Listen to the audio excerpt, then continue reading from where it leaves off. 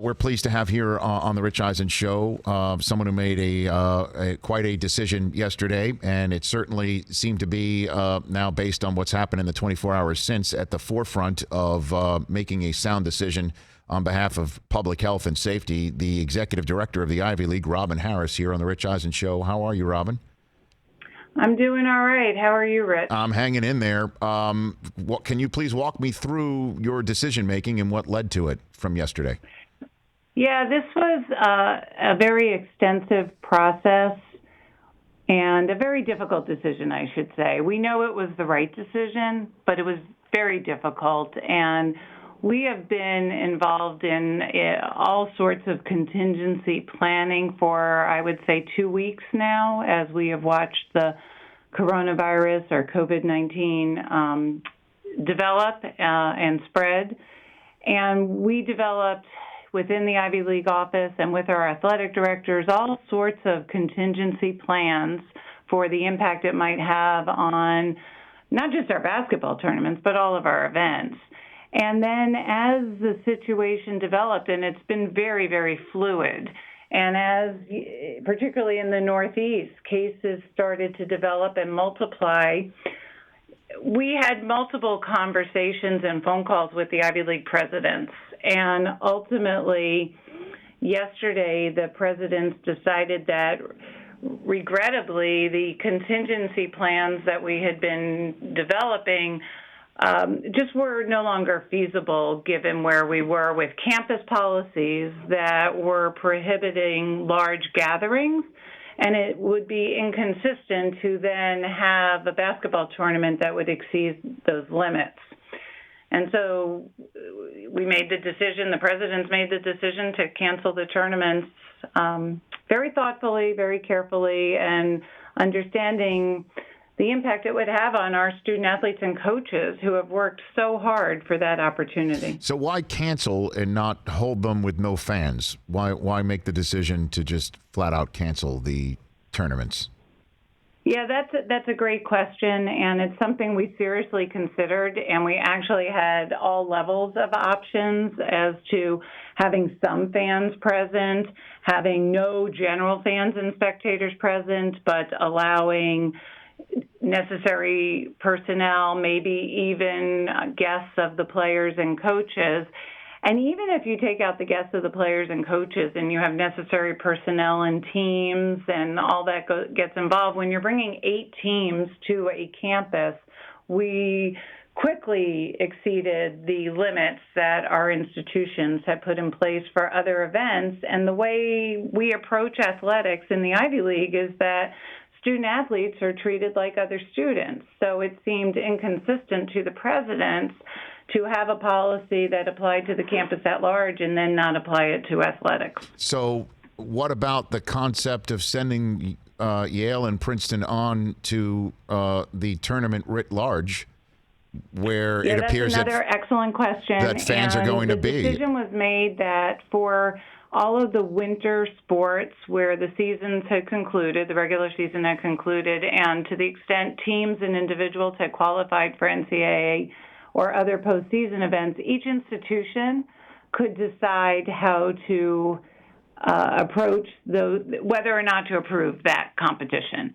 And so those events are different than bringing in 8 teams to an Ivy League campus.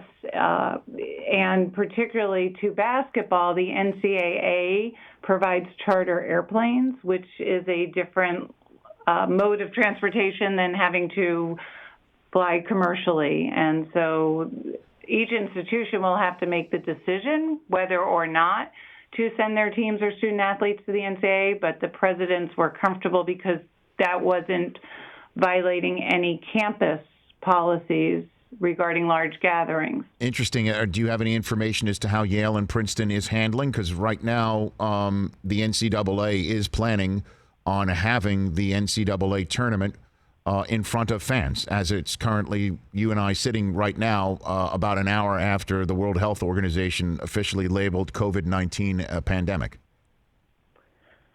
Right now, as we are talking, we anticipate that both the Princeton women's basketball team and the Yale men's basketball team will be participating in the NCAA basketball tournaments.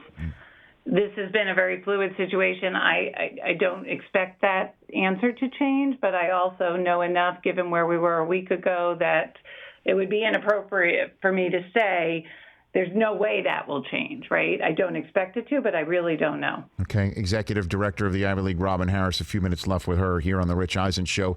Can you share with us some of the science you were told where you're like, okay, this is what we've got to do? Some of the science about social distancing and or community spread of this virus that you heard and the presidents heard and said, okay, this is what we got to do. Can you share some of that science with this audience?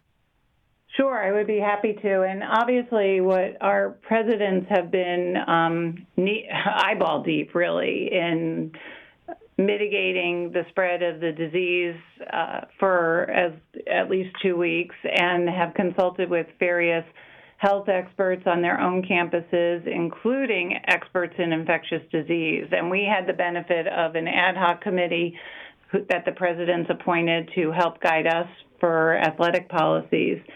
So I, too, have learned a lot in the past week in particular. And it's really about mitigating against the spread and the fact that even though as a population, students, college-age students, are not in the high-risk category, and it's incredibly unlikely that they will be very sick or, the mortality rate is quite low for younger people, they can easily become carriers.